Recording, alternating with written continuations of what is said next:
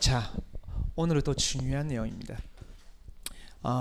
오늘은 우리 레므넌트의 틀, 그 제목인데요. 누가복음 23장 28절 먼저 읽고 시작하도록 하겠습니다. 같이 보십니다. 시작. 예수께서 돌이켜 그들을 향하여 이르시되 예루살렘의 딸들아 나를 위하여 울지 말고 너희와 너희 자녀를 위하여 울라. 아멘. 이 여자들은 예수님 따라왔던 제자들은 아닐 거예요. 여러 성경학자들은 그걸 부정합니다. 근데 왜 그러냐면요, 유대인 사회에서는, 특별히 이 고대 시대 때는 누군가가 이제 죽는다 하면 주변에서 돈 주고, 그러면서 이 사람이 이제 죽었으니까 당신들이 나와서 악기도 달고 그러면서 울으라고 돈 받고 우는 그것을 직업으로 했던 사람들이 있어요. 그런 여자들이 예수님께 따라가고 있었던 거예요. 이 장면이 어디였냐면요, 예수님이 이제 재판 이후에 십자가 치고 저주파들 골고다로 올라가는 그 길이에요. 그때에 이 여자들이 막 오면서 자기가 돈 받고 계속 우는 거예요. 그 여자들에게 예수님이 하신 말씀이에요. 나를 위하여 울지 말고 너희와 너희 자녀를 위하여 울으라 하셨어요. 그렇죠?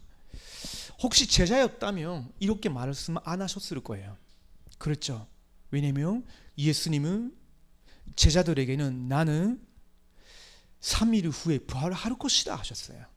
그렇죠? 분명히 그 말씀으로 위로해 줄 수 있는데 이 여자들에게는 그 말이 아니라 나를 위해서 울지 말고 너와 너희 자녀를 위해서 울라 하셨어요. 그 말은 너희들이 복음으로 이용해서, 나를 이용해서 이렇게 돈 벌고 있지만 그것 때문에 이제 너희들과 너희 자녀들에게 오는 그 재앙 피할 수 없다. 그래서 지금부터 그거를 두고 울으라는 거예요. 무서운 말이죠. 자, 왜 이런 성경 구절을 가지고 레므넌트의 뜰이라는 완전 상반되는 그 제목으로 우리가 말씀 받아야 될까요? 이런 시대가 우리 후대들에게 절대로 안 오도록, 지금 우리 교회 안에서 레므넌트들이 모이는 이 금토일 시간에 저와 여러분이 함께 아이들의 마음에 뭘 담겨야 되느냐, 뭘 전해줘야 되느냐. 교회만이 아니에요. 여러분 가정에 돌아갈 때 가정에서 여러분 자녀들을 두고 뭘 해줘야 되느냐, 그거입니다. 자, 그러면 우리가 해야 되는 일이 이거예요. 정확한 복음을 아이들의 마음속에 각인시키는 거예요. 그 시간이 바로 이 금요일 날 시간이에요. 주일날에 주일 예배도 드리죠. 주일 학교 참석하고 메시지도 듣죠. 귀한 시간이에요. 근데 보통 연령층에 따라 참석하다 보면요, 어떨 때는 15분, 20분, 30분 짧은 시간에 그냥 메시지를 들을 수 있죠. 근데 이 금요일 날 밤 시간과 그리고 토요일 날 내일의 연령별 시간대는 말씀 여러분이 직접 찾아서 쓰고 외우고 또 묵상하고 자기 자신에 적용하고, 그런 시간을 조용하면서도 깊은 시간으로 가져야 돼요. 그래서 그것을 위해서 5가지, 이제 금토일에 참석하는 모든 분들, 특별히 우리 티시계들도 그렇고요, 티시계들을 키우고 있는 부모님들은 먼저 하셔야 돼요. 이걸. 자, 뭘 하느냐? 기도, 그 다음에 말씀 듣기, 세 번째 말씀 펴기, 네 번째 말씀 쓰기, 다섯 번째 말씀 묵상하기. 그걸 조금 더 구체적으로 말씀드릴게요. 이제 여러분이 금요일날 참석하시기 전에 계속 메시지 심부름하는 메신저를 위해서, 여러분 자신을 위해서 여기에 모이는 TCK들을 위해서 집중적으로 기도하시기 바랍니다. 왜냐? 성경적으로 올바르게 복음이 아이들에게 들어가는 걸 사탄이 가장 싫어하고요, 그것이 우리에게 체질화되지 못하고 있으면요, 똑바로 전달할 수도 없어요. 중요하다는 것을 알면서도 자꾸 다른 거는 하고 이것만 못하게 돼 있어요. 그래서 여러분이 저를 위해서도 그렇고요, 또 연령별로 섬기는 그런 선생님들을 위해서도 그렇고요, 여러분 자신을 두고 모이는 자녀들을 위해서 여러분이 집중적으로 기도를 해주셔야 돼요. 자, 에베소 6장 18절에서 19절은 바울이 에베소 교회에 보냈어요. 이때 바울은 감옥에 있었어요. 로마 감옥에서 1차 재판 받기 위해서 난금하면서 기다리고 있었다니까. 그때 에베소 교회에 이렇게 메시지를 보내준 다음에 마지막으로 기도를 요청한 거예요. 18절을 보세요. 같이 봅니다. 모든 기도와 간구를 하되 항상 성령 안에서 기도하고 이를 위하여 깨어 구하기를 항상 힘쓰며 여러 성도를 위하여 구하라. 또 나를 위하여 구할 것은 내게 말씀을 주사 나로 입을 열어 복음의 비밀을 담대히 알리게 하옵소서 할 것이니. 아멘. 그래서 여러분이 여러분과 관계된 메신저를 위해서 그분과 함께 예배 드릴 때 집중 기도해야 돼요. 내일 교사분들을 위해서, 내일 토요 간단에 서시는 류 목사님 위해서, 토요일날에 또 주일날에 간단에 서시는 연령별 주일 학교 교육자분들을 위해서, 교사분들을 위해서, 류 목사님을 위해서 기도하는 거예요. 저는 가끔씩 이렇게 메시지를 전달하는 그 심부름 하면서도 충분히 준비해 왔는데 다 서서 말씀 전달을 하려고 하니까 뭔가가 전달이 안 돼. 되게 어색하고 부자연스럽고 불편한 거예요.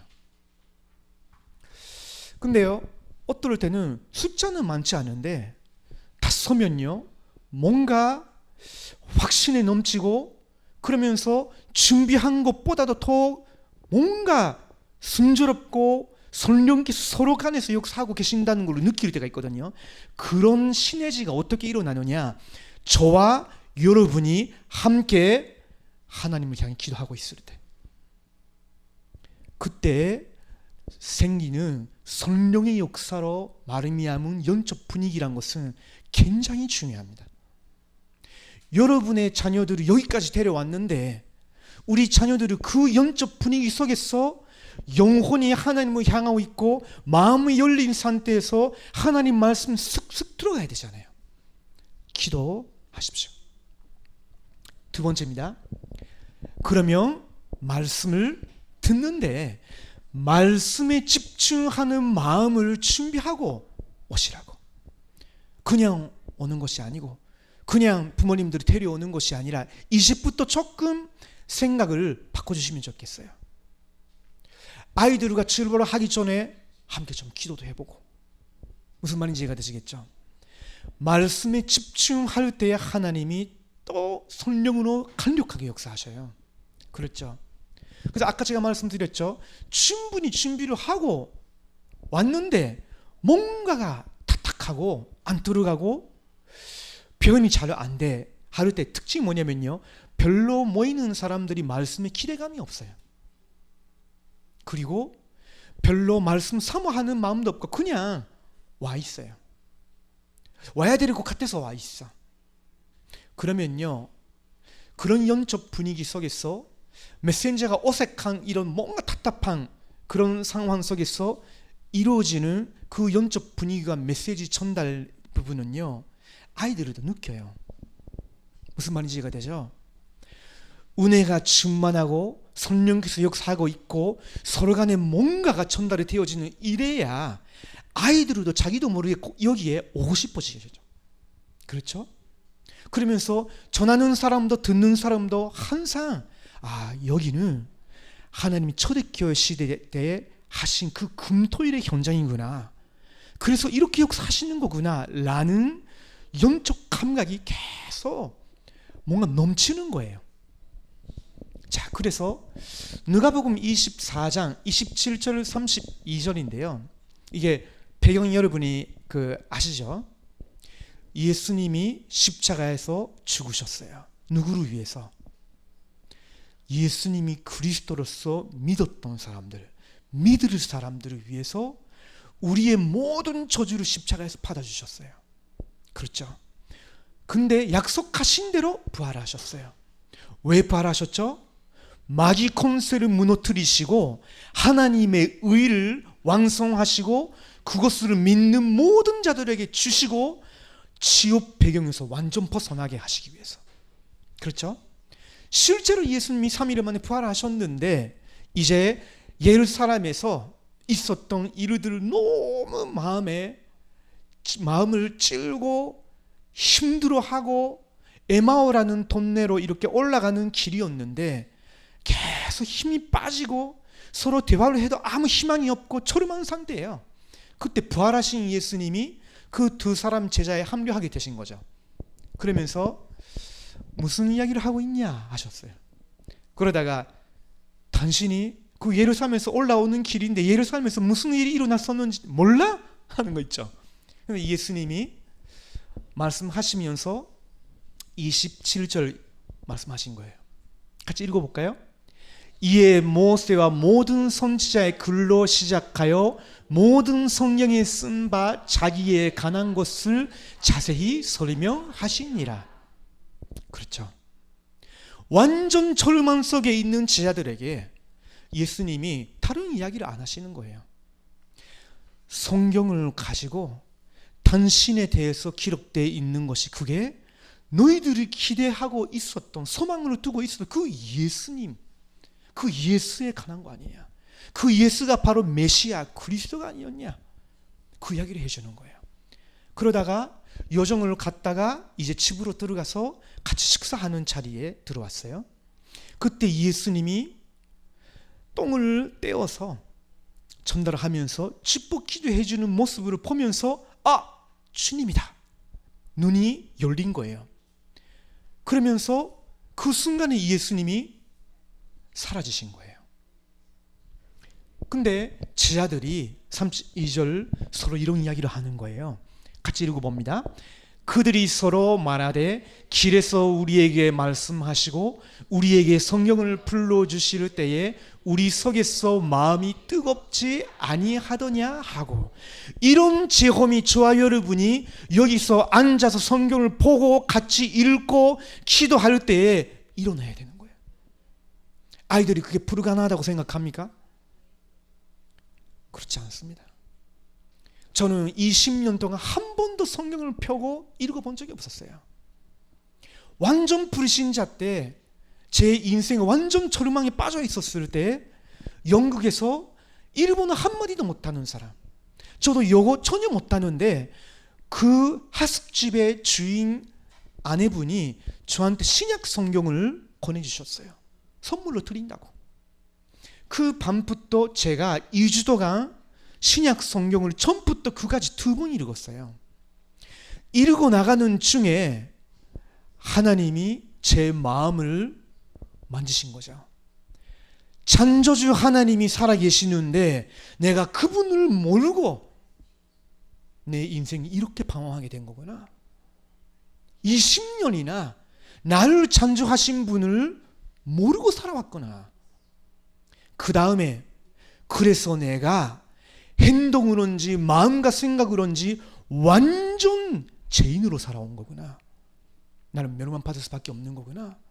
이게 누군가가 저한테 전도한 거 아니에요. 성경 읽다가. 그러면서 기도하는 법을 몰랐어요. 근데 제가 워낙 많은 사람들 배를 끼쳐왔으니까 하나님 하면서 많은 사람들, 생각나는 사람들을 두고 기도하기 시작했어요. 어느 날 그 집주인 부부가 저를 교회에 초대해 주셨어요. 인생 처음으로 교회 갔죠. 신자가 몇 명 있었냐? 10명 안 됐어요. 그러면 자처럼 못하면 우리 생각으로는 아무 힘이 없는, 부흥도 안 되고 진짜 문 닫아가는 교회로 보일 수도 있죠.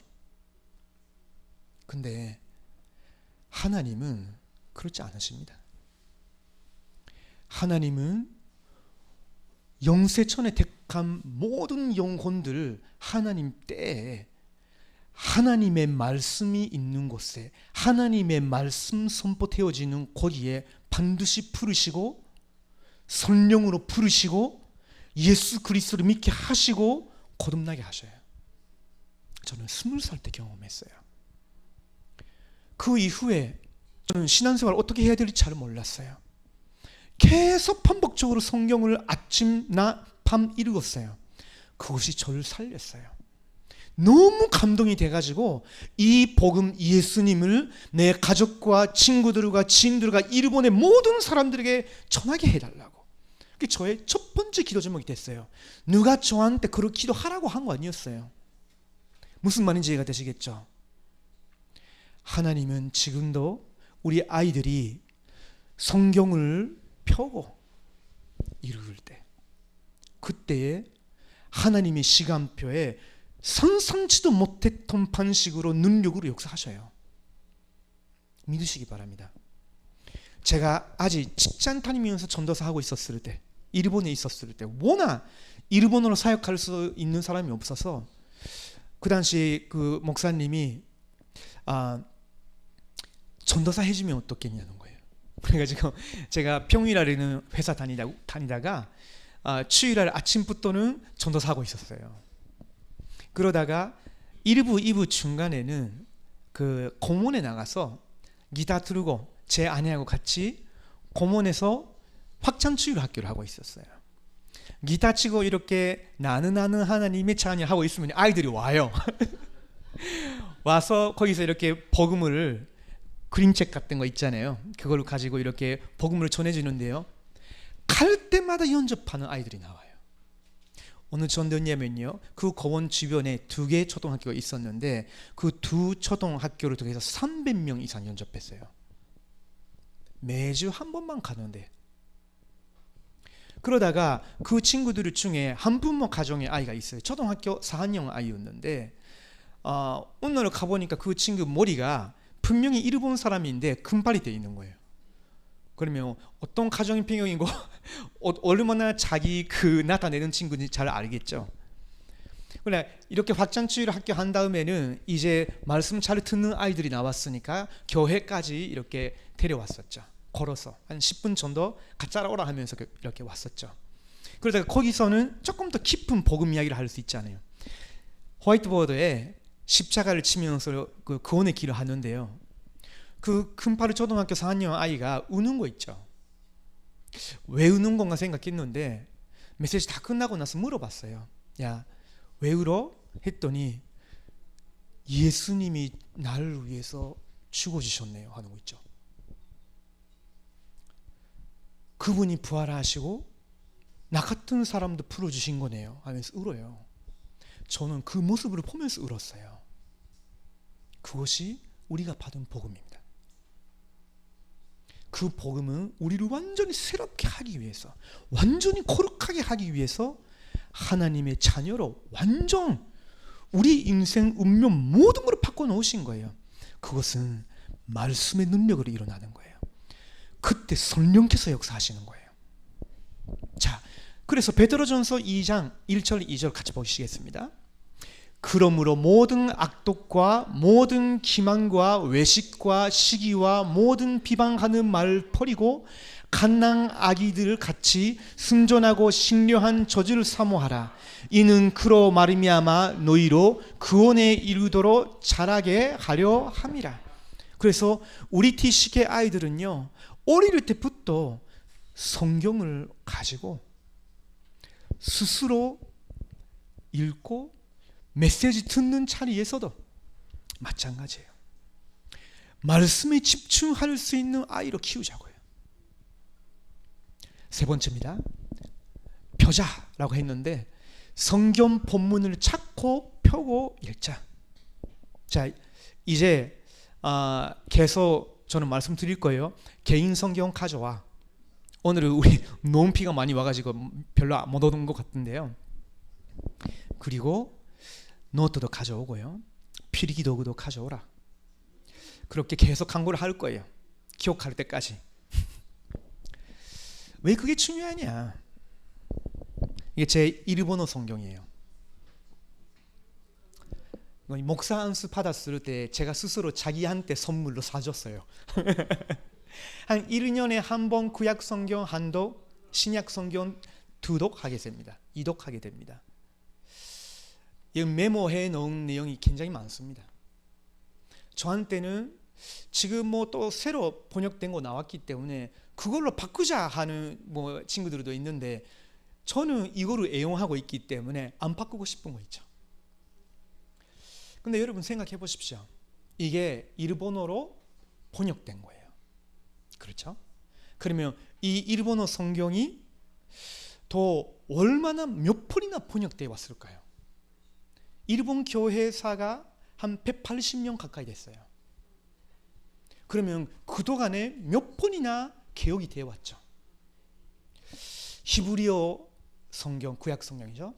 그리고 헬라어 신약 성경을 통해서 학자들이 그 시대마다 이렇게 번역해 왔단 말이에요. 여러분 한국어 성경도 마찬가지고 영어 성경도 마찬가지겠죠. 그렇죠? 그러면 그 성경이 어떻게 탄생했을까요? 66권의 성경 어떻게 탄생했을까요? 창세기부터 계시록까지 누군가가 하나님의 말씀을 받고 기록한 거예요. 무슨 말인지 이해가 되시겠죠? 다 쓴 거예요. 어떨 때는 그것으로 역사책처럼 썼고요. 어떨 때는 이걸 반드시 우리 성도들에게 후대들에게 그 다음 세대로 남겨야 된다 하면서 생을 걸어서 시간을 할애하면서 어려운 환경 속에서 쓴 거예요. 그렇죠? 그 원본은 거의 안 남았거든요. 그럼에도 불구하고 예를 들면 마태복음 하나다 할지라도 그 사본이 굉장히 많아요. 그 말은 무슨 말이죠? 전달을 받았을 때 마태복음 1장부터 28장까지 그 당시에는 1장, 2장, 3장이란 구분도 없었어요. 그걸 다 일일이 쓴 거예요. 1획 1첨도 빠짐없이 정확하게 이거는 성삼위 하나님이 성령의 감동으로 사도들에게 전수하시고 이것이야말로 순수 복음이기 때문에 이걸 우리 다음 세대의 교회 후대들에게 전달해야 되겠다 하면서 쓴 거예요. 다 무슨 말인지 이해가 되시겠죠? 언제든지 교회가 회복했을 때나 실제로 전도 운동이 일어났을 때는 말씀을 읽고 말씀을 듣고 그 정도가 아니라 말씀을 필기하고 필사하고 노치하고 그걸 또 다른 사람에게 넘겨주는 이런 일들이 곳곳에 일어났어요. 그게 그 나라뿐만 아니라 전 세계로 넘어가면서 지금까지 부흥운동이 일어난 거예요. 회복시키자고. 무슨 말인지 이해되시겠죠? 자, 그래서 사도행전 17장 10절 11절 이거는 베레아라는 동네에 있었던 회당에 모인 사람들이었는데 성경을 가지고 바울이 예수가 바로 그리스도라고 전하고 있었을 때 일일이 그 회당에 모인 예비된 사람들이 다 찾고 확인하고 또 어떤 사람은 집에 돌아가서 또 이야기도 해주면서 쓸만한 그런 뭐랄까요? 이게 준비가 되어 있는 집을 기록해 놨겠죠. 말씀 운동이에요, 이거는. 자, 같이 보겠습니다. 밤에 형제들이 꼭 바울과 실라를 베레아로 보내니 그들이 이르러 유대인의 회당에 들어가니라. 베레아에 있는 사람들은 데살로니가에 있는 사람들보다 더 너그러워서 간절한 마음으로 말씀을 받고 이것이 그러한가 하여 날마다 성경을 상고함으로. 굉장히 중요한 거예요. 간절한 마음으로 듣고 그러면서 그 성경 구절이 정말로 맞나 하면서 별쳐놓고 상고했다고요. 굉장히 깊이 살펴봤다는 말이거든요. 이런 시간이 우리 TCK들의 빈 시간에 생긴다면 이 아이들은요 이제 흩어지는 시간표가 와도 어느 나라 어떤 현장 가도 성삼위 하나님 붙들어 주셔. 왜? 하나님의 말씀 전적으로 의지하게 되니까. 자, 그 다음에 쓰자 했는데요. 말씀 기록하자. 아까 전 내용과 조금 중복됐는데요. 왜 신명기 17장이냐? 모든 성경은 다 기록된 거지만요, 우리 렘넌트들은 이제 각 나라의 왕들의 대통령들 앞에 설 거예요. 영적 3이시죠. 하나님이 모세에게 말씀하시고 모세는 이제 또 백성들에게 명령했어요. 하나님 말씀하시는 거 있죠. 이제 이스라엘 백성들이 자기들도 다른 나라처럼 왕을 세워달라 할 거다. 그때가 오면 그래야 된다. 그러나 그런 왕이 세워질 때는 군마들, 그러니까 그걸 뭡니까? 말들을 다 이렇게 모아서 전쟁 준비 큰 사력을 이렇게 갖춘다거나, 아니면 자기 아내를 많이 이렇게 데려와서 여자를 자기 것으로 삼게 한다거나, 교만하게 되지 않도록 꼭 이렇게 해야 된다.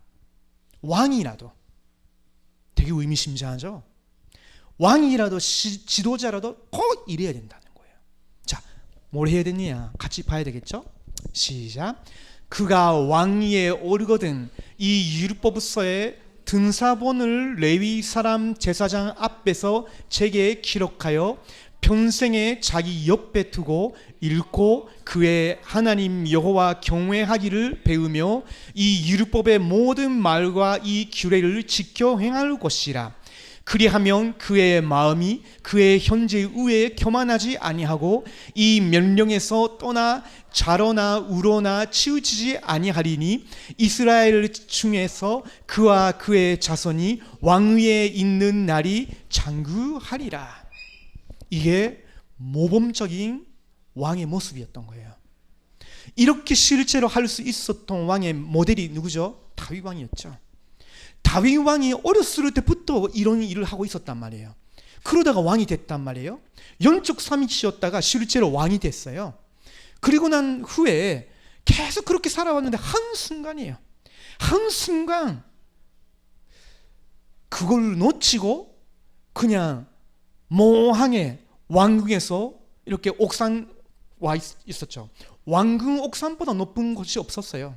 그렇죠. 그럼 모든 백성들의 삶이 보이죠. 그때 아주 아름다운 아가씨가 보인 거예요. 근데 아가씨 아닌 거예요. 자기 정 우리아의 와이프였어요. 근데 거기서 바로 도망쳐야 되는데, 그런 전력이 나와버리면 도망쳐야 되는데, 그렇잖아요. 그게 성경의 가르침이거든요. 지난주에 제가 말씀드렸죠. 근데 주목하고 바라봤어요. 그러니까 어떻게 됐어요? 남자들은 진짜 연약하다니까. 뭐 젊은 친구들도 나이 든 사람도 상관없어요. 제가 잘 아는 그 유명한 존경스러운 목사님이신데, 그 목사님이 자기보다 나이 든 선배 목사님, 이제 임종하기 직전에 78세였대요. 죽기 전에 무슨 생각하고 계시냐, 당신이 남긴 업적이 얼마나 많았냐 했는데, 그 78세 되신 목사님이 이 목사님께 하신 말씀이에요. 울으면서 하나님께 진짜 감사할 것이 많구나 생각했대요. 하는 말이, 내가 포르노를 보는 걸 그걸 그만두지 못했다. 그걸 내가 계속 잡혔다고. 하나님 앞에서, 하나님 백성들 앞에서 너무 죄송하다는 거예요. 아무에게도 말하지 못했다고. 그때에 제가 아는 그 목사님이 충격을 받았다는 거예요. 그 정도로 사람이 연약합니다. 그렇죠? 그러면 도대체 누가 이런 일을 하시면서 진짜 완탕한 왕으로 영원히 우리를 지도하실 수 있을까요? 예수 그리스도이신 거예요. 무슨 말인지 이해되시겠죠? 그래서 예수님은 구약 성경의 모든 말씀을 외울 정도로 알고 계셨어요. 어느 정도였냐?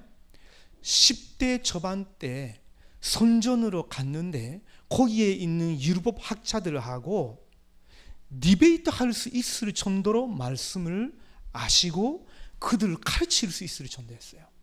그거는 초자연적으로 하나님의 아들이시니까 그렇다는 것이 아니라 어렸을 때부터 말씀을 듣고 읽고 그러면서 스스로 묵상하고 적용하고 그렇게 해왔기 때문에 아직 어린데 쉽게 말하면 신학자들하고 대화할 수 있을 정도였다고.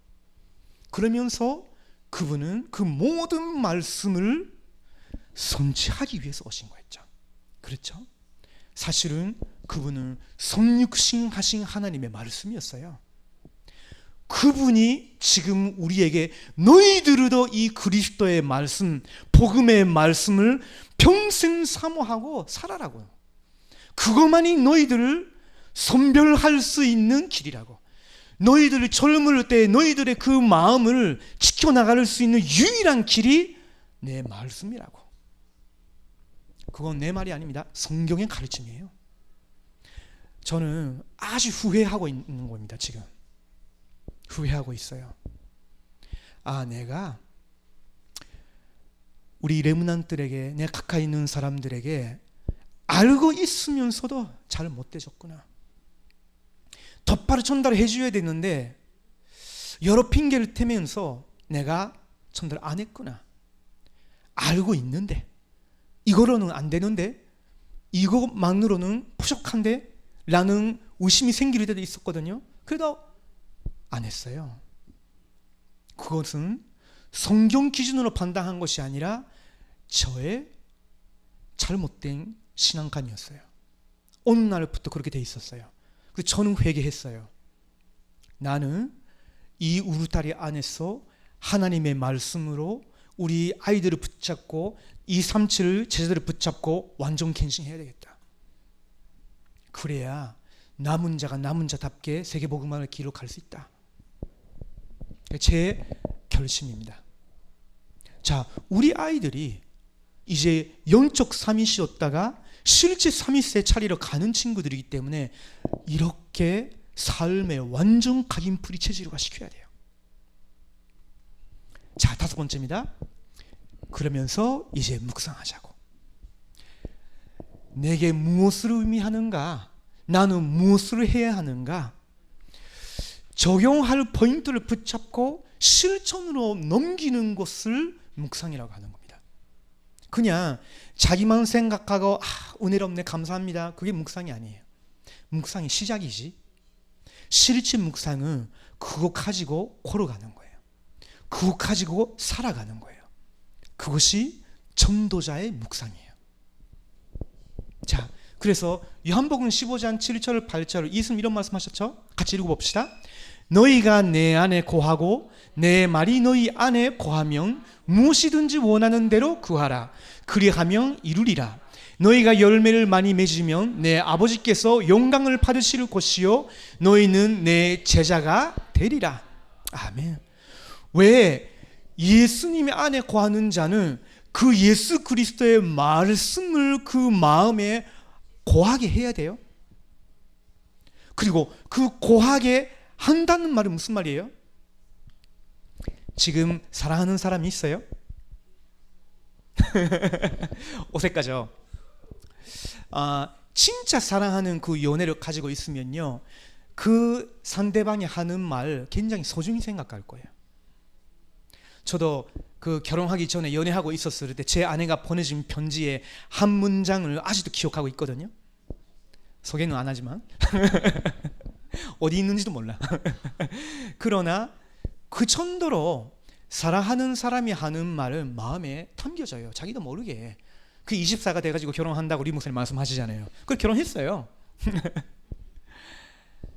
그러면 우리가 정말로 예수님을 사랑한다면, 예수님이 우리를 위해서 당신의 몸을 버리실 정도로 십자가에서 우리가 받아야 되는 죄의 형벌 저주를 싹다 예수님이 대신 받아주셨단 말이에요. 그 정도로 우리를 사랑해 주셨단 말이에요. 그거 정도예요? 아니에요.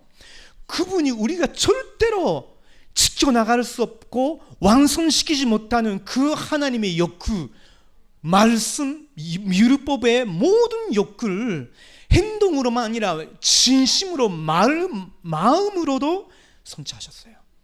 그 완벽한 영원한 아무도 바꿀 수 없는 하나님의 righteousness of God라고 하죠. 그걸 우리에게 붙여주신 거예요. 그것은 아무도 못 바꿔.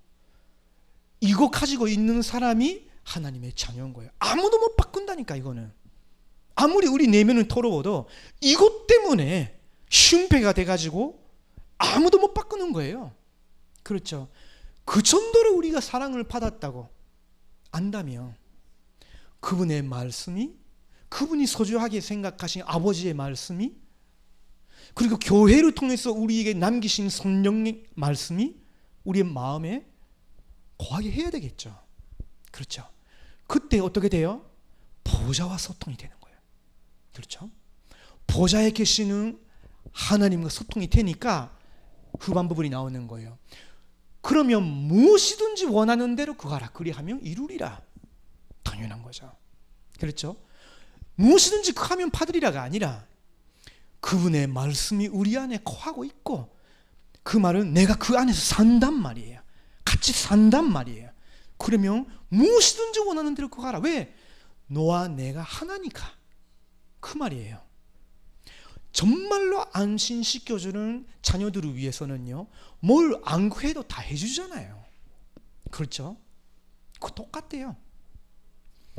너희가 열매를 많이 맺으면 내 아버지께서 영광을 받으실 것이요 너희는 내 제자가 되리라. 이 열매는 여러분이 얼마만큼 300명 연접운동, 500명 연접운동 하면 너의 제자다, 그게 아니거든요.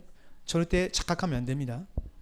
이거는 외면적인 열매를 말하는 것이 아니라 예수 그리스도의 말씀이 우리 안에 거할 때 우리 안에서 분성의 열매가 맺어지는 성령의 열매를 말하는 거예요. 그거를 통해서 또 다른 사람들이 하나님 우리와 함께 하신다는 보게 될 때에 그때 또 증인으로서, 증거가 있는 증인으로서 전도가 되어지는 거죠. 첫 번째는 뭐냐? 외형적인 전도가 아니라 이것부터 되어져야 돼요. 특별히 아이들에게 억지로 전도시키는 것이 아니라 이 행복을 누리게 하면서 하나님이 열매로 맺어지게 하시는, 그걸 체험시켜줘야 되겠죠. 이걸 못하게 하는 여러 생각, 마음, 행동에 안 될 수밖에 없는 부분들이 있으면 하나님과 함께 기도하면서 가지치기를 해줘야 되겠죠. 왜? 다른 데 자꾸 힘을 쓰니까, 다른 데 자꾸 시간을 내니까 이런 열매가 안 맺어지고 증인으로서 못 살아. 렘넌트라고 불려주는데 실제로는 안 되는 거예요. 그래서 이 부분은 교회라는 공동체를 가지고 또 가정이라는 교회를 통해서 가지치기를 하나님이 하기를 원하시는 거예요. 심지어 저는 여러분에게 부탁드려요. 혹시 제가 성경과 상관없이 뭔가 말씀을 악용한다거나 잘못되게 가르친다거나 제 삶이 그렇게 무너져 있으면 여러분이 담대히 저에게 나와서 목사님 그거 아니지 않냐 라고 와주세요. 처음에는 제가 워낙 프라이드가 높은 사람인지 모르지만요, 처음에는 할 수도 있어요. 근데 와주십시오. 그게 저를 지켜줄 수 있는 길이에요. 우리 교회를 이렇게 지켜나갈 수 있는 길이에요. 교회는 원래 그래야 되는 거예요. 수직관계란 것이 없습니다. 교회는 성경적인 교회관은 그렇습니다. 자 그러면 어떻게 돼요? 하나님의 사람으로 하나님의 일에 준비된 렘넌트가 돼요. 제 말이 아니고요, 같이 봅니다. 디모데후서 3장입니다. 16절 17절 시작. 모든 성경은 하나님의 감동으로 된 것으로 교훈과 책망과 발개함과 위로 교육하기에 유익하니 이는 하나님의 사람으로 온전하게 하며 모든 선한 일을 행할 능력을 갖추게 하려 함이라. 이 모든 걸 갖추게 할 수 있는 능력이 성경 안에 충분히 있다는 거예요. 근데 많이 소홀히 하고 있으면 그냥 은혜만 되는, 내가 뭘 해야 되는 건지 단어만 붙잡는 그런 신앙생활을 하고 있으면요, 이게 안 돼요. 16절이 하나님의 사람답게 교훈을 받고, 어떨 때는 성경이 하나님의 말씀이기 때문에 하나님 직접 내게 책망해 주기도 해요. 그렇게 해주는 사람이 교회 안에 아무도 없다?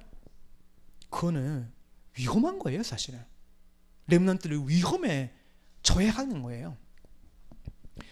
발개하는 그것이 전혀 없고, 그러면서 위로 교육하기 위의 길로 가는 자들인데, 근데 그 길이 뭔지도 모르고, 그러면 아주 취약한 후대가 될 수도 있는 거예요. 여러분 교회사를 쭉 훑어보세요. 교회사에서 정말 소중하게 하나님이 귀하게 쓰임받은 사람들을 어렸을 때나 아니면 그 구원받은 후에 철저히 이런 말씀과 함께 기도로 하나님의 뜻을 절대적으로 순종하는 전도자로서 살아갔어요. 하나님은 그 사람들을 쓰신 거예요. 우리 단체도 그렇게 왔는데 더욱더 그래야 되겠죠. 자, 그러면 세 가지 발견할 수밖에 없는 거예요.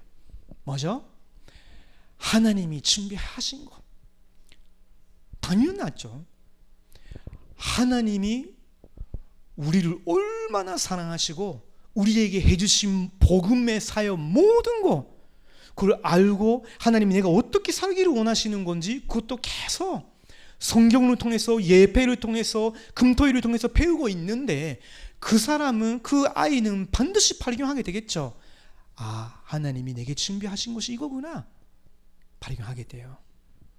이런 시간이 없는데 내가 뭘 해야 될지 모르겠다, 당연한 거예요. 당연한 거라니까. 그래서 먼저 사모님을 통해서 영적 서밋으로 가야 된다. 왜? 하나님의 자녀이기 때문에, 하나님이 주신 것이 있기 때문에 하나님께 집중해야 찾아낸다 라고 사실 메시지 들었죠. 그건 겁니다.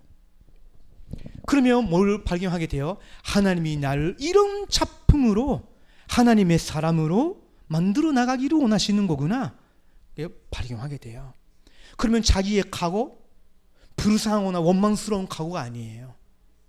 아, 하나님이 이런 어려운 부분도 있었지만, 이런 가정에서 태어나게 하셨지만, 이것도 굉장히 하나님 함께 하시고 그 연약함 속에 하나님 은혜가 충만하고 능력으로 나를 증인으로 서게 가시는 하나님이시구나, 나는 하나님의 작품이구나, 발견하게 된다니까요. 저희 아들이 필리핀에 있는 어떤 그 기독교 학교에서 중고 다녔어요. 그 입학했을 때 저도 제 아내하고 같이 그 차페르 타임에 참석했어요. 차페르 타임에 참석했는데 목사님이 아니고요, 미술 교사분이 나오셔서 오늘은 메시지 한다는 거예요. 근데 성경도 있지만 성경 말고 뭐 이렇게 박차를 가져왔어요. 그럼 뭐야 그거 생각했죠. 뭐 이상한 거 전달을 하는 건가 좀 걱정도 했고요. 그러다가 이런 거 말고 테이블을 다 준비해 달라는 거예요. 테이블을 가져왔죠. 근데 그 박자를 딱 넣었어요. 그런데 그 박자를 다 위에 올렸는데 거기에 뭐가 있냐면 뭡니까? 항아리 같은 거, 그거를 가져온 거예요. 그러면서 자기 가방에서 뭘 이렇게 거집어냈냐면 한마로 거집어냈어요. 그러면서 그 박자를 다시 위에 했다가 막 이렇게 박살을 내는 거 있죠. 다 부수는 거예요. 다 소리 났거든요. 그러다가 그 이후에 그 조명이 다 이렇게 어두워졌어요. 그분이 뭔가 하고 있었어요. 그런 다음에 그분이 다시 박자를 위에 올렸어요. 빼는 거죠.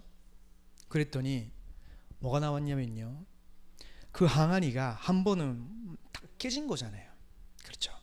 그러면 거기에 많은 금원들이 생기겠죠. 그런데 거기에 철을 넣고 캄캄한 그 예배당 안에서 그 깨진 곳, 그 사이사이에서 빛이 다 비춰지는 거예요. 예술품이 되어 있는 거죠. 그러다가 그 미술 교사가 하는 말이 이것이 우리의 인생이라고. 하나님이 우리에게 상처 있거나 연약감이 있거나 아무리 무능하다 할지라도 너희들의 나이 때는 그렇게 항상 비교하고 그렇게 생각할 수 있다 할지라도 너희들 속에 정말로 예수 그리스도가 계신다면 그 연약함과 상처와 무능함을 통해서 그리스도는 하나님의 은혜와 능력을 세상에 비춰주실 것이다. 걱정하지 말라. 그렇게 하셨는데요, 저는 정말 그렇다는 생각 들었어요. 왜냐면 제 인생도 그랬으니까. 우리 TCK 렘넌트들은요 발견할 수 있어요. 하나님의 말씀 세계로 들어가고 그 세계 속에서 나를 발견하고 하나님이 내 인생에 준비하신 거, 하나님이 나를 어떤 작품으로 만들어 나가시느냐 이걸 알게 된다면요, 그때부터는 내가 하고 있는 일이 하나님이 내게 예비하신 업이구나, 지금 하고 있는 학업, 자기가 가지고 있는 그 관심사, 취미, 그것이 나중에 직업이 되든지 사업이 되든지 뭐가 되든지 간에 그 모든 것이 하나님의 나의 업이다. 하나님 이것으로 나를 선교사로 살아가게 하시는 거구나. 이때 렘넌트를 조심해야 돼요. 여러분의 연봉이 1억이 아닌데도 세계복음화는 가능합니다. 여러분의 한 달에 월급이 1,000만 원이 아닐지라도 세계복음화는 돈으로 되어지는 것이 아닙니다. 헌신하고 싶은 마음이 있고 더 많은 헌금하고 싶은 마음, 믿음은 하나님이 선물로 주시겠죠. 그거는 그 주시는 믿음대로, 그 믿음도 선물이니까 하면 되는데, 그러나 세계복음화는 돈으로만 되는 거 아니에요. 그렇다면 사실은 하나님의 나라는 육신적인 것밖에 안 되는 거죠. 그렇죠. 그러나 하나님의 나라, 세계복음화는 돈으로 되는 것이 아니라 하나님의 사람으로, 하나님의 말씀과 성령의 역사로 만들어진 그 그릇을 통해서 이루어지는 거예요. 여러분의 남은 모든 인생 통해서. 여러분 이걸 꼭 기억하시기 바라요. 그게 하나님의 방법입니다. 자, 그래서 에베소서 2장 10절을 봅니다. 시작. 우리는 그가 만드신 바라 그리스도 예수 안에서 선한 일을 위하여 지으심을 받은 자니 이 일은 하나님이 전에 예비하사 우리로 그 가운데서 행하게 하려 하심이니라. 아멘. 다 포함되어 있잖아요. 그렇죠. 성경의 약속이라니까. 자, 그러면 이제 본론으로 들어가는데 간단하게 보게 됩니다. 성경의 증거를 그러면 봐야 됩니다. 마태복음 27장 25절, 거기에는 뭐라고 있냐면요, 백성이 다 대답하여 이르되 그 예수 그리스도의 피를 우리와 우리 자손에게 돌리를 치오다 라고 했어요. 그 말은 무슨 말이냐면 그리스도를 저주한 거예요. 근데 그리스도를 저주했다, 그리스도를 부인했다라는 것은 사실은 자기들을 저주하고 자기의 자녀들을 저주하는 거예요. 여러분은 어릴 때부터 하나님의 말씀을 배우고 기도하고 그 안에 거하고 있으면 절대 그런 사람의 대열에 안 서게 될 거예요. 오히려 여러분이 생을 걸어서 나는 오직 예수 그리스도를 믿어야 되겠다, 그렇게 될 거예요. 자, 그 다음 구절입니다. 누가복음 23장 28절 아까 읽었죠? 예수께서 돌이켜 그들을 향하여 이르시되 예루살렘의 딸들아 나를 위하여 울지 말고 너희와 너희 자녀를 위하여 울라. 그 말은 내 지금을 너의 생계를 위해서, 돈 벌기 위해서 이용하지 말라. 그러면 우리 아이들은 어떻게 자라가야 돼요? 복음으로 이용하거나 교회로 이용하는 사람이 아니라 복음을 위해서 사는 후대가 되도록. 복음을 위해서라면 내 자존심이 상해도 돼. 복음을 위해서라면 내 시간과 에너지까지도 드려도 돼. 왜? 하나님이 당신의 독생자, 예수님이 당신의 생명까지 주셨기 때문에. 그래야 세계복음화 가능합니다. 세 번째, 요한복음 21장 15절에서 18절이에요. 우리 15절에서 18절까지 조금 같이 보시겠습니다. 시작. 그들이 저반 먹은 후에 예수께서 시몬 베드로에게 이르시되 요한의 아들 시몬아 내가 이 사람들보다 나를 더 사랑하느냐 하시니 이르되 주님 그러하니이다.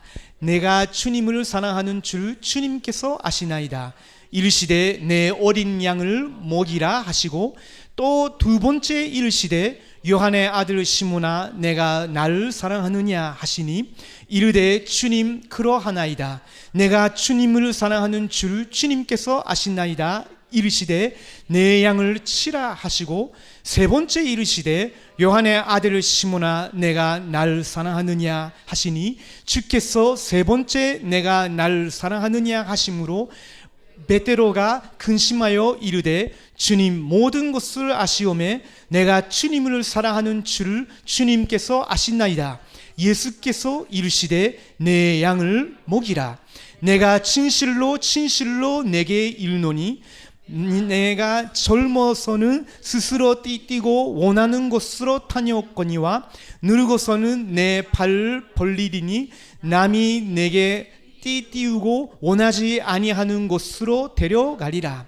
아멘.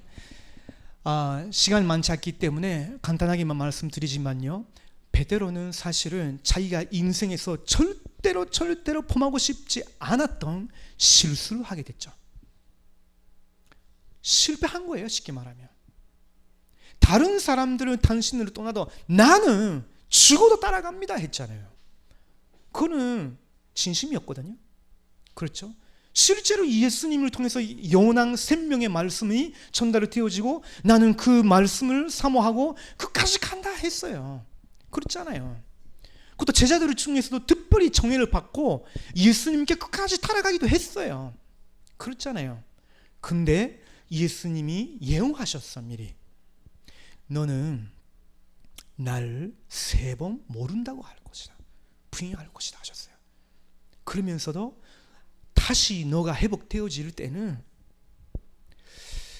그 남은 자들을 위해서 너는 그들을 위로해 주라 라고 하셨거든요. 근데 베드로는 그 당시에는 그 말씀이 무슨 말인지도 몰랐죠. 실제로 그렇게 됐죠. 엄청 크게 울었어요. 회복이 안 될 정도로 울었어요.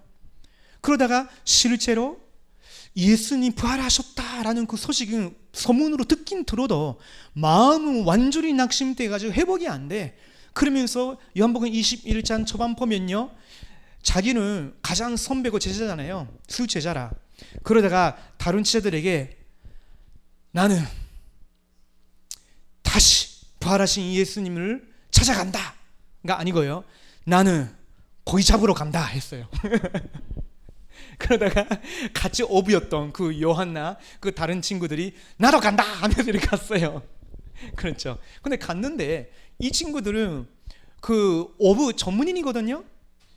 시간 많이 지났는데 한 마리도 못 잡아. 그러다가 예수님이 오신 거죠. 예수님인 줄도 몰랐어요. 그러다가 야 자녀들아, 한 마리도 못 잡았냐?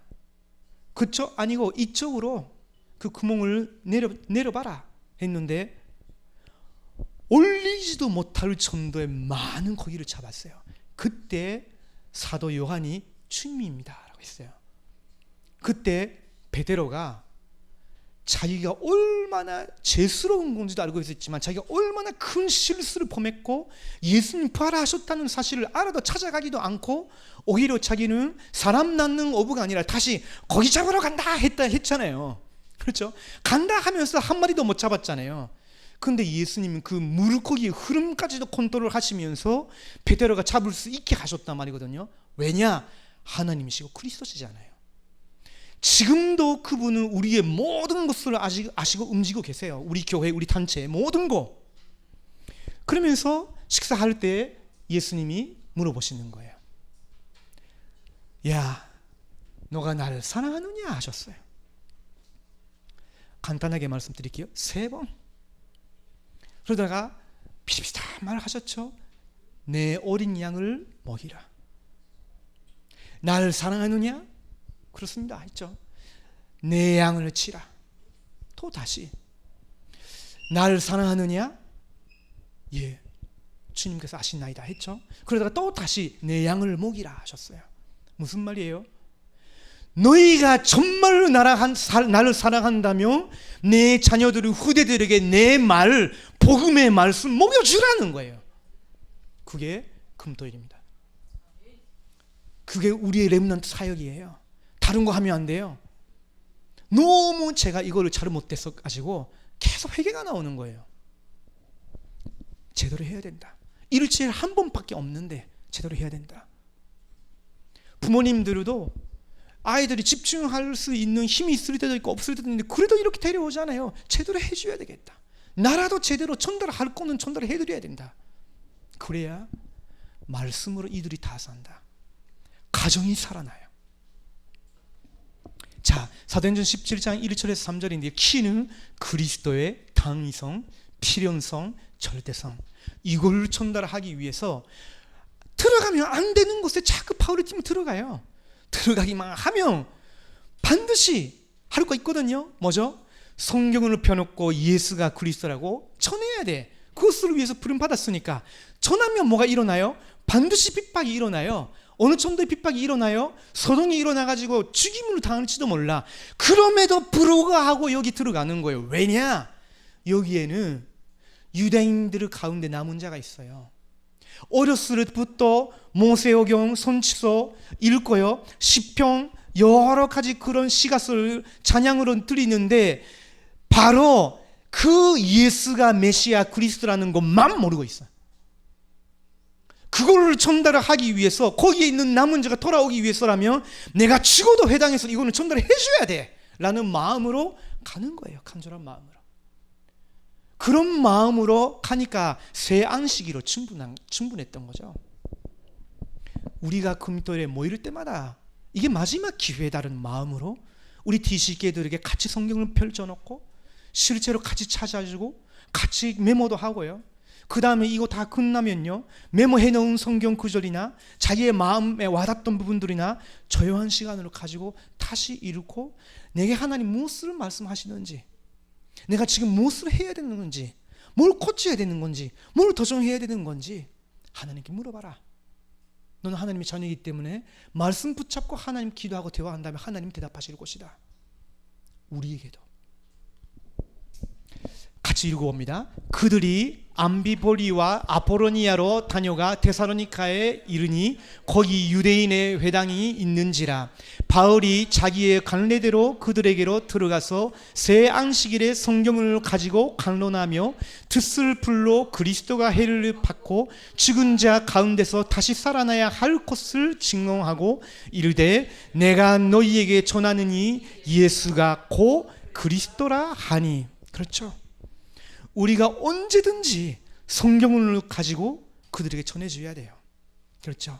단순히 제사장, 선지자, 왕 그거만 한 문장 한 문장 세 문장으로 끝내주고 있으면 아이들은 아무 재미가 없어요. 성경은 너무 재미있고요, 너무나 분수하고 너무나 가치 있고 성령께서 우리의 영안만 열어주시면 진짜 꿀처럼 맛있는데, 그렇죠, 우리의 마음이 뜨거워지는데 그렇게 그들이 스스로 찾아가고 깨달아질 정도로 해줘야 됩니다. 자, 18장 4절에서 5절을 안식일마다 들어갔는데 그거는 금토일 시대의 집중의 포인트를 각인시키기 위해서. 자, 같이 봅니다. 안식일마다 바울이 회당에서 강론하고 유대인과 헬라인을 권명하니라. 실라와 디모데가 마게도니아로부터 내려오매 바울이 하나님의 말씀에 붙잡혀 유대인들에게 예수는 그리스도라 밝혀 증언하여 하니. 예, 그렇죠. 우리도 그렇고요, 교사분들도 그렇고요, 부모님들도 그래요. 성경을 가지고 예수님이 바로 메시아 그리스도라는 사실을 전달해주고 싶어서 말씀에 잡힐 정도로, 말씀에 사로잡힐 정도로 그러면서 우리 아이들에게 전달해 주는 겁니다. 이분이 나를 구원해주셨다. 이분이 나를 계속 인도하고 계신다. 내가 이렇게 연약해도 이분이 나를 계속 키워주신다. 이분이 너의 인생도 그렇게 인도하기를 원하신다. 어느 천도냐? 이 시대의 세계복음할 천도자로 너를 특별히 이 감리에서 태어나게 하셨고 나 같은 부모와 만나게 하셨다. 거천달에 해주시기 바랍니다. 포인트가 뭡니까? 그리스도 예배 속에서 또 평일날의 기도의 비밀을, 그러면서 하나님의 나라 보좌 그 능력 실제로 하나님이 역사하시죠. 자, 사도행전 19장 8절에서 10절 마지막 구절이에요. 복음의 말씀으로 하나님의 나라의 능력을 체험하자고, 또 체험시키자고요. 자, 우리 8절에서 10절을 같이 봅니다. 바울이 회당에 들어가 석 달 동안 담대히 하나님 나라에 관하여 간론하며 권명하되 어떤 사람들은 마음이 크도 순종하지 않고 무리 앞에서 이 돌 비방하거늘 바울이 그들을 떠나 제자들을 따로 세우고 둘란노 서원에서 날마다 간론하니라. 2해 동안 이같이 하니 아시아에 사는 자는 유대인이나 헬라인이나 다 주의 말씀을 듣더라. 아멘. 3개월 동안, 그 다음에 핍박받으면서 소수 붙잡고 2년 동안 계속 하나님의 나라에 관하여 간롱했단 말은 무슨 말이냐면 성경을 통해서 하나님의 나라를 선취하신 예수 그리스도, 오신 예수 그리스도께서 믿은 자들 교회를 통해서 어떻게 지상에서 하나님의 나라를 이루어 나가기를 원하시느냐, 이제 다가올 실제 하나님의 나라가 오는데 그 비밀이 뭐냐, 이루어진 거 이루어질 거 다 이야기해 준 거예요. 말씀으로. 3개월 인용하니까 이게 말씀과 성령의 능력이 그들 속에 들어가고 이게 번져간 거예요. 에베소 한 군데서 했는데 아시아에 있는 에베소가 여기 있죠. 아시아에 있는 모든 사람들이 서무인지 직접인지 복음에 대한 하나님의 말씀을 다 듣게 됐어요. 그런 일이 요 안에 있는 DC계들 몇 명이 이제 가정에, 학교에, 대학에, 다른 나라에 다 번져갈 때 이렇게 태워지는 그림으로 여러분이 믿음으로 그리셔야 돼요. 그게 우리 금토일의 사역자의 기도입니다. 자, 결론입니다. 하나님이 우리들을, 또 우리 DC계 렘넌트를 증거를 주시고 증인으로 세우기를 원하셔요. 원하시는 전도가 아니라 그렇게 작정하셨어요. 그렇죠. 그래서 우리는 이렇게 기워 나가야 됩니다. 자, 우리 디모데후서 3장입니다. 이건 같이 읽고 우리 고요한 시간 좀 갖도록 하겠습니다. 시작. 그러나 너는 배우고 확신한 일에 고하라. 너는 내가 누구에게서 배운 것을 알며 더 어려서부터 성경을 알았나니 성경은 능히 너로 하여금 그리스도 예수 안에 있는 믿음으로 말미암아 구원에 이르는 지혜가 있게 하느니라. 모든 성경은 하나님의 감동으로 된 것으로 교훈과 책망과 발견함과 위로 교육하기에 유익하니 이는 하나님의 사람으로 온전하게 하며 모든 선한 일을 행할 능력을 갖추게 하려 함이라. 아멘. 우리의 아이들이 어른이 되면서 그리스도를 부인한다거나 복음을, 교회를 저주한다거나 아니면 복음을 이용한다거나 그런 자녀가 되는 것이 아니라 이렇게 되도록 하기 위해서 헌신하는 시간이 금토일이고요. 내일 우리 뭐 비가 안 오겠죠? 그러면 아이들이 더 올 텐데요. 이런 마음으로 그들과 함께 같이 성경도 읽고 메시지도 듣고 또 이해를 도와주고 기도해 주시면 좋겠습니다. 자, 이제 조금 시간이 좀 오늘 제가 20분 넘게 좀 늦게 와가지고 이렇게 늦어졌지만요. 그래도 잠시라도 여러분이 기록한 성경 구절들 있죠. 그걸 다시 찾아보시기도 하고요. 마음에 와닿던 그런 성경 구절이 있으시면요, 또 다시 펴고 읽어보시고 하나님과 대화해 보시고, 하나님이 이런 메시지를 이런 성경 구절로 내 마음에 와닿게 하시는데 이거는 무슨 의미일까요? 하나님, 지금 내가 무엇을 해야 되는 건가요? 하나님, 내게 무엇을 원하시는 건가요? 우리 아이들에게 무엇을 원하시는 건가요? 그런 질문하면서 기도하는 시간을 가지고 자유롭게 우리 떠나도록 하겠습니다. 기도하겠습니다.